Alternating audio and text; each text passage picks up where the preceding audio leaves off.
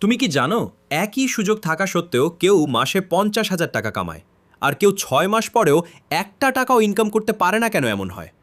আজকে সত্যটা বলবো।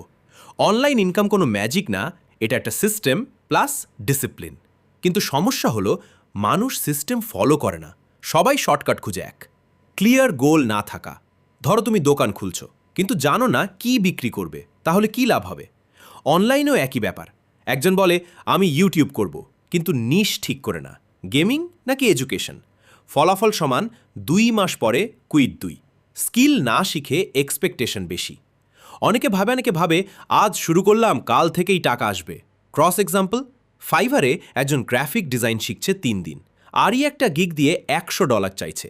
ক্লায়েন্ট তো ট্রাস্ট করবে না।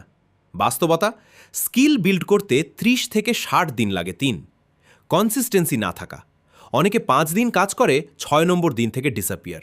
এক্সাম্পল, ইউটিউব চ্যানেল খুলে 4টা ভিডিও দিল, ভিউজ না পেয়ে বন্ধ করে দিল, কিন্তু অ্যালগরিদম তো 20 থেকে 30টা ভিডিও পরে বুঝতে শুরু করে। Reality check. অনলাইন ইনকাম কোনো লটারি না, এটা স্লো প্রসেস। এফর্ট লাগে, পেশেন্স লাগে। যারা 3 থেকে 6 মাস লেগে থাকে তারাই রেজাল্ট দেখে। তুমি যদি সত্যি সিরিয়াস হও, একটা স্কিল বেছে নাও, ডেইলি প্র্যাকটিস করো, আর একটা মাসও ব্রেক নিও না। কারণ ডিফারেন্স শুধু একটাই, কে লেগে থাকে আর কে হাল ছেড়ে দেয়। ফলো করো, আমি তোমাকে জিরো থেকে ইনকাম পর্যন্ত স্টেপ বাই স্টেপ গাইড দিব।